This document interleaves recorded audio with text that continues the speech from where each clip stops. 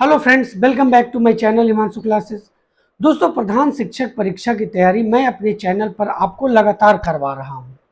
जब high court के द्वारा इस एग्जामिनेशन पर रोक लगाई गई थी, तब तक मैंने आपको पूरा डीएलएड सिलेबस कंप्लीट करवा दिया था और जीएस सिलेबस भी लगभग मैंने आपको कंप्लीट करवा दिया था। उसके बाद आपके बीच में प्रैक्टिस सेट ला रहा था।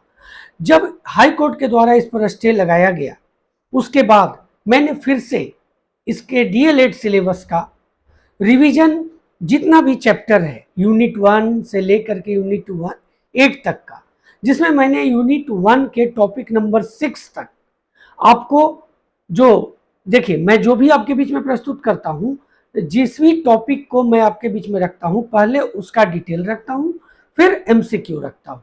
तो इसका यूनिट 1 का टॉपिक नंबर 6 का डिटेल मैंने आपके बीच में रखा था और कुछ दिनों का ब्रेक रख दिया था ताकि आप पूरी तरह से तैयार हों इसके लिए, तब इसकी शुरुआत किया जाए। अब चूंकि देखिए, समय अब बहुत ही कम है आपके पास, मैक्सिमम 3 से 4 महीने बचते हैं मेरे समझ से। उसको ध्यान में रखते हुए मैं फिर से इसको रिज्यूम कर रहा हूं, यानी आज इस वीडियो के माध्यम से आपके बीच में यूनिट 1 का, यानी डीएलएड सिलेबस के, प्रधान शिक्षक परीक्षा के डीएलएड सिलेबस के यूनिट 1 के टॉपिक नंबर 6 का दोस्तों आज मैं एमसीक्यू लेकर के उपस्थित हूं। दोस्तों, यूनिट 1 के मैं जो भी आपके बीच में रखा हूं, यूनिट 1 का टॉपिक नंबर 1 से लेकर के टॉपिक नंबर 6 तक, जैसा कि आप जानते हैं, मैं पहले डिटेल लाता हूं, फिर उसका एमसीक्यू लाता हूं। तो टॉपिक 6 का जो डिटेल का वीडियो है, मेरे डिस्क्रिप्शन बॉक्स में उसका लिंक मौजूद है, जहां से आप जा करके देख सकते हैं। अगर यूनिट 1 के सभी रिवीजन एक्सरसाइज को आप देखना चाहते हैं, तो उसके लिए हिमांशु क्लासेस रिवीजन प्लेलिस्ट है, जहां से जा करके आप उन सभी वीडियोस का लाभ उठा सकते हैं। तो दोस्तों, चलिए हम लोग शुरुआत करते हैं। प्रधान शिक्षक परीक्षा के बीपीएससी की तरफ से जो सिलेबस प्रोवाइड किया गया है, उस डीएलएड सिलेबस के अंतर्गत यूनिट 1 के टॉपिक नंबर 6 का एमसीक्यू। प्रत्येक प्रश्न को बहुत ध्यान से देखिएगा। जो भी लगे कि ये प्रश्न मेरे लिए बहुत इंपॉर्टेंट है, मैं भूल सकता हूं, उसे आप नोट भी करते चलेंगे। दोस्तों, आगे बढ़ने से पहले अगर आप चैनल पर नए हैं या अभी तक चैनल को सब्सक्राइब नहीं किया है, तो चैनल को सब्सक्राइब कर लें, बेल आइकन को जरूर प्रेस करें, ताकि आने वाले सभी वीडियोस का नोटिफिकेशन सबसे पहले आपको मिल सके। तो यूनिट नंबर 1 का टॉपिक नंबर 6, शिक्षा को समझने के विभिन्न आधार दृष्टिकोण के अंतर्गत जो उसका एमसीक्यू मैं आपके बीच में रख रहा हूं, उसका जो पहला क्वेश्चन है वह है कि शिक्षा के दर्शन शास्त्रीय आधार में क्या समाहित होता है। दर्शन एवं शिक्षा में अटूट संबंध पाया जाता है। शिक्षा हमारे जीवन में दर्शन द्वारा परिवर्तन लाती है। नए ज्ञान की खोज करने के लिए अवलोकन, परीक्षण तथा चिंतन का विकास होता है। ऑप्शन डी है कि दर्शन एवं शिक्षा दोनों के स्वरूप अलग अलग हैं। अब देखिए, आप क्वेश्चन समझिए, शिक्षा के दर्शन शास्त्रीय आधार में क्या समाहित होता है। अब दर्शन एवं शिक्षा में अटूट संबंध है, पाया जाता है, बिल्कुल पाया जाता है। शिक्षा हमारे जीवन में दर्शन द्वारा परिवर्तन लाती है, यह भी सही है, बिल्कुल परिवर्तन लाती है। नए ज्ञान की खोज करने के लिए अवलोकन, परीक्षण तथा चिंतन का विकास होता है, यह भी सही है। ऑप्शन डी है कि दर्शन एवं शिक्षा दोनों के स्वरूप अलग हैं, यह बिल्कुल गलत है। लेकिन ऑप्शन ए, बी और सी ये सही है। तो इसका जो सही जवाब होगा ऑप्शन नंबर ई होगा, उपयुक्त में एक से अधिक। क्वेश्चन नंबर 2 क्या है, ध्यान से देखिएगा, कथन है ये, शिक्षा द्वारा एक पीढ़ी से दूसरी पीढ़ी के लोगों में संस्कृति का संक्रमण करते हैं ताकि वे उसका संरक्षण कर सके और संभव हो तो उसकी उन्नति करना। निम्न में यह कथन किसका है?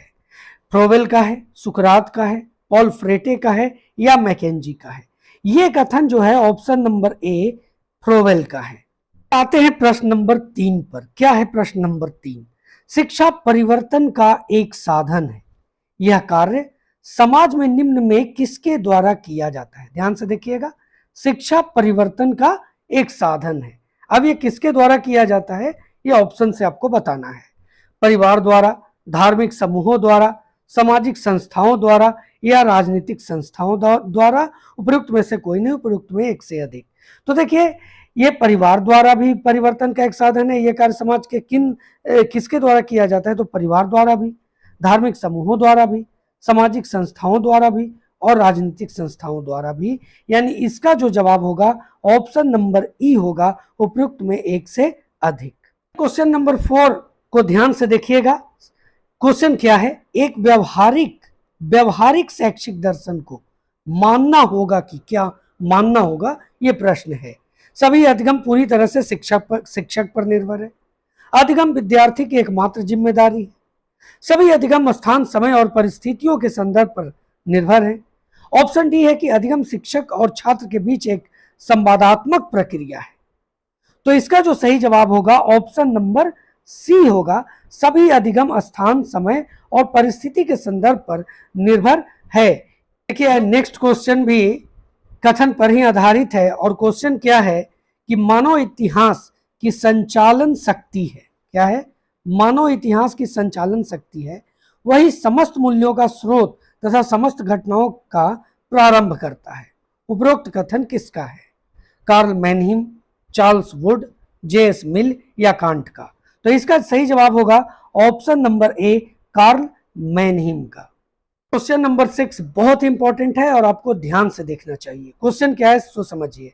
दर्शन को आधार बनाकर, ध्यान दीजिए, दर्शन को आधार बनाकर शिक्षा का उद्देश्य है या है, एक है या एक से अधिक है, ये प्रश्न है। अब देखिए ऑप्शन मैं आपके बीच में रखता हूं। दर्शन शिक्षा के स्वरूप की व्याख्या करता है। शिक्षा का सर्वप्रथम भाग जो है तत्व मीमांसा है। पाठ्यचर्या शिक्षा के उद्देश्यों की प्राप्ति का साधन होती है। दर्शन की ज्ञान मीमांसा से बुद्धि, ज्ञान और ज्ञान प्राप्त करने की विधियों की व्याख्या होती है। उपयुक्त में से कोई नहीं, उपयुक्त में एक से अधिक। तो देखिए दर्शन को आधार बनाकर शिक्षा के जो उद्देश्य हैं वो ऑप्शन ए, दर्शन शिक्षा के स्वरूप की व्याख्या करता है, बिल्कुल करता है। शिक्षा का सर्वप्रथम भाग जो है तत्व मीमांसा, ये भी है। पाठ्यचर्या शिक्षा के उद्देश्यों की प्राप्ति का साधन होती है, बिल्कुल होती है। दर्शन की ज्ञान मीमांसा से बुद्धि, ज्ञान और ज्ञान प्राप्त करने की विधियों की व्याख्या होती है, ये भी होता है। यानी यहाँ पर भी जो सही जवाब होगा वो ऑप्शन नंबर ई होगा, उपयुक्त में एक से अधिक। क्वेश्चन नंबर 7 है कि विद्यालय का प्रमुख कार्य है नैतिक विकास, शारीरिक विकास, चारित्रिक विकास या शैक्षिक विकास। तो विद्यालय के ये सभी कार्य हैं, ए से डी तक ये सभी कार्य हैं और इसका जवाब ऑप्शन नंबर ई होगा, उपयुक्त में एक से अधिक। आपको अभी तक जो 7 प्रश्न देखे होंगे उनमें ज्यादातर आप ऑप्शन नंबर ई देख रहे हैं। मैं ऐसा इसलिए रखा हूं इन सब तरह के प्रश्नों को ताकि आपको पूरी इसका नॉलेज हो जाए और आपको पूरी समझ आ जाए। मैं ऐसा नहीं कि सिर्फ आपको एक ऑब्जेक्टिव आपके बीच में रख दिया हूं, बल्कि इस तरह से ऑब्जेक्टिव रखने का मेरा प्रयास है कि आपको पूरा उसका नॉलेज गेन हो सके। नंबर 8 है कि समाजीकरण की महत्वपूर्ण संस्था नहीं है परिवार, समुदाय, विद्यालय या सरकार। तो समाजीकरण की जो प्रमुख संस्था है वो परिवार है, समुदाय है, विद्यालय है। कौन नहीं है, सरकार नहीं है। ऑप्शन नंबर डी सही जवाब होगा। क्वेश्चन कथन पर आधारित है और ये क्वेश्चन है कि समाज सामाजिक संबंधों का जाल है, उपरोक्त कथन किसका है, गिडिंग्स का, राइट का, मैकाइवर एवं पेज का या लैपियर का। यहाँ ऑप्शन 4 है। सही जवाब जो है कि समाज सामाजिक संबंधों का जाल है, ये कथन है ऑप्शन नंबर सी, मैकाइवर एवं पेज का। क्वेश्चन नंबर 10 क्या है, क्वेश्चन नंबर 10 है कि शिक्षा मनोविज्ञान के द्वारा किस उद्देश्य की पूर्ति संभव है। किसके द्वारा, शिक्षा मनोविज्ञान के द्वारा विद्यार्थियों को जानना, सीखने के लिए उचित वातावरण का निर्माण, स्वयं को समझने में सहायक या मापन एवं मूल्यांकन में सहायक। दोस्तों शिक्षा मनोविज्ञान के द्वारा जिन उद्देश्यों की पूर्ति संभव है इसमें ये सभी आ जाएंगे ऑप्शन ए से डी तक। यानी यहाँ जो ऑप्शन होगा ऑप्शन नंबर ई सही जवाब होगा, उपयुक्त में एक से अधिक। क्वेश्चन नंबर 11 बहुत इंपॉर्टेंट है कि सर सैयद अहमद द्वारा वर्ष 1875 में स्थापित अलीगढ़ मुस्लिम एंग्लो ओरिएंटल कॉलेज किस वर्ष अलीगढ़ मुस्लिम विश्वविद्यालय बना। अब ये भी क्लियर हो गया कि सर सैयद अहमद खान ने अलीगढ़ मुस्लिम एंग्लो ओरिएंटल कॉलेज की स्थापना की, कब की? 1875 में की। और ये अलीगढ़ मुस्लिम विश्वविद्यालय कब बना? 1918, 1920, 1921 या 1925? तो इसका जो सही जवाब होगा वो ऑप्शन नंबर बी होगा, 1920 में ये जो कॉलेज था वो अलीगढ़ मुस्लिम विश्वविद्यालय बना। क्वेश्चन नंबर 12 इंपॉर्टेंट है, आप शायद इसका आंसर जानते भी हो। चार्ल्स वुड की अध्यक्षता में स्थापित उच्च शिक्षा के विकास हेतु समिति वुड डिस्पैच का गठन कब हुआ? 1835, 1851, 1854 या 1855? सीधे आपको याद रखना है कि वुड डिस्पैच कब गठन हुआ? 1854, यानी ऑप्शन नंबर सी सही जवाब। इस क्वेश्चन से आपको बहुत सी जानकारियां मिल जाएगी। निम्नलिखित में कौन सा गलत है?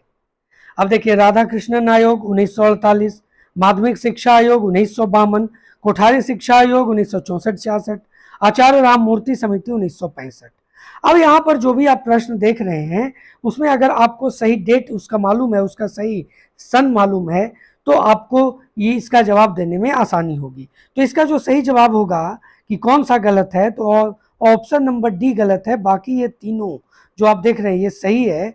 ऑप्शन नंबर डी का क्या गलत है? आचार्य राममूर्ति समिति 1965 नहीं, 1961 होगा। क्वेश्चन नंबर 14 है कि निम्नलिखित में से कौन सा एक सामाजिक परिवर्तन की सर्वोत्तम व्याख्या करता है? क्या करता है?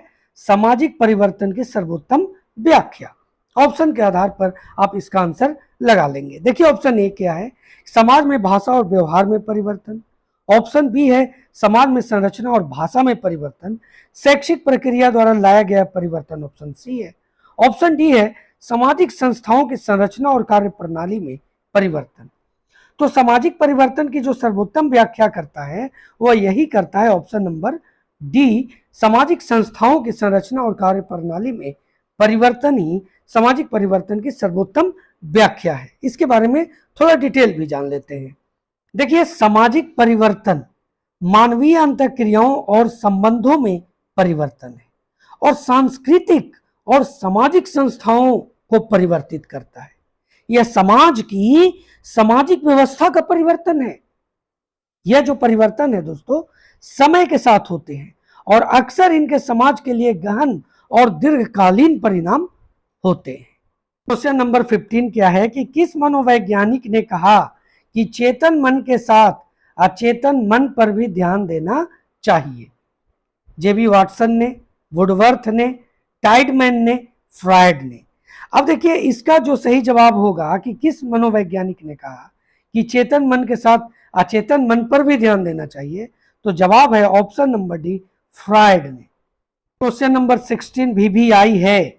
अब कैसे है मैं आपको बताता हूं। देखिए, वर्तमान में शिक्षा मनोविज्ञान किस अवस्था में है? बहुत इंपॉर्टेंट क्वेश्चन है, आप समझ गए होंगे। शैशवावस्था, बाल्यावस्था, किशोरावस्था या वृद्धावस्था? तो दोस्तों, वर्तमान में जो शिक्षा मनोविज्ञान है ना, वो शैशवावस्था में है। अभी बाल्यावस्था, किशोरावस्था और वृद्धावस्था में नहीं पहुंचा। ऑप्शन ए इसका सही जवाब है कि शैक्षिक समाज शास्त्र, ध्यान दीजिए, शैक्षिक समाज शास्त्र शिक्षा के किस पहलू से संबंधित है? सामाजिक, राजनीतिक, आर्थिक, मनोवैज्ञानिक। तो आप इसके प्रश्न को जिस तरह से पढ़े होंगे आपको इसका आंसर मिल गया होगा। ऑप्शन नंबर ए सामाजिक, यानी शैक्षिक समाज शास्त्र जो है शिक्षा के सामाजिक पहलू से संबंधित है। शिक्षा के सांस्कृतिक आधार की बात करें तो सबसे पहला ये समझ में आना चाहिए कि संस्कृति है क्या? संस्कृति है, ऑप्शन ए, लोगों के समूह के सीखा व्यवहार की विशेषताएं और उत्पाद। ऑप्शन बी, एक समूह के लोगों की भावनाओं का कुल योग। ऑप्शन सी, एक समूह के लोगों के अंतर संबंधों की समग्रता। ऑप्शन डी, एक समूह के लोगों की आपसी समझ की समग्रता। इसमें समझ और अंतर संबंध और भावनाओं का कोई जगह नहीं है। ये लोगों के समूह के द्वारा जो सीखा गया व्यवहार है उसकी विशेषता और उत्पाद है। ऑप्शन नंबर ए इसका सही जवाब होगा। नंबर 19 है कि व्यक्तिगत विविधताओं को वाले जो बच्चे होते हैं उनको पढ़ाने के लिए ऐसे विद्यालय होने चाहिए जहां शिक्षक हों। अब देखिए किस तरह के शिक्षक होने चाहिए।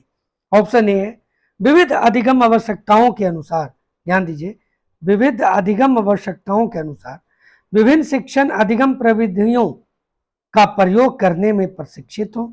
ऑप्शन बी है विशिष्ट व्यक्तिगत विविधताओं वाले बच्चों को पढ़ाने के लिए प्रशिक्षित हो।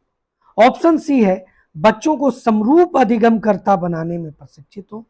ऑप्शन डी है व्यक्तिगत विविधताओं के आधार पर वर्गीकृत की गई कक्षाओं के विभिन्न वर्गों में पढ़ा सके ऐसे शिक्षक हो। लेकिन इसका जो सही जवाब होगा ऑप्शन नंबर ए होगा, विविध अधिगम आवश्यकताओं के अनुसार विभिन्न शिक्षण अधिगम प्रविधियों का प्रयोग करने में सक्षम हो। यह इसका सही जवाब है, ऑप्शन नंबर ए।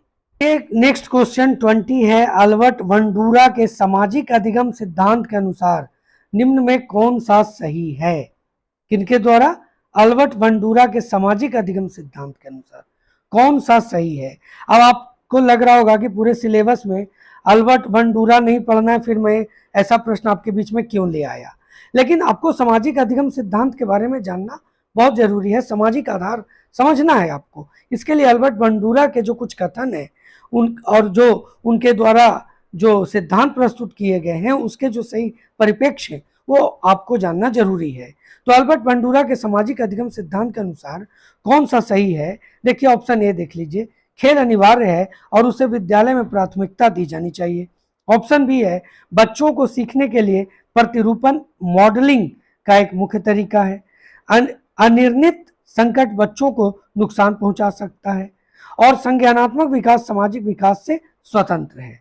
तो देखिए कौन सा सही है, वो है ऑप्शन नंबर बी, बच्चों के सीखने के लिए प्रतिरूपण यानी मॉडलिंग का एक मुख्य तरीका है। नंबर 21 क्या है? पुस्तक एजुकेशन एंड सोशल चेंज किसके द्वारा लिखी गई है? Sir Fred Clarke, George Payne, Emile Durkheim या जॉन डीवी? तो इसका सही जवाब होगा option number A, sir Fred Clarke ने एजुकेशन एंड सोशल चेंज पुस्तक लिखी है। आप इसे नोट जरूर कर लेंगे, social and education change, sir Fred Clarke. Sir Fred Clarke एक ब्रिटिश शिक्षाविद थे जो लंदन विश्वविद्यालय में प्रोफेसर थे और शिक्षा के क्षेत्र में एक अग्रणी व्यक्ति थे।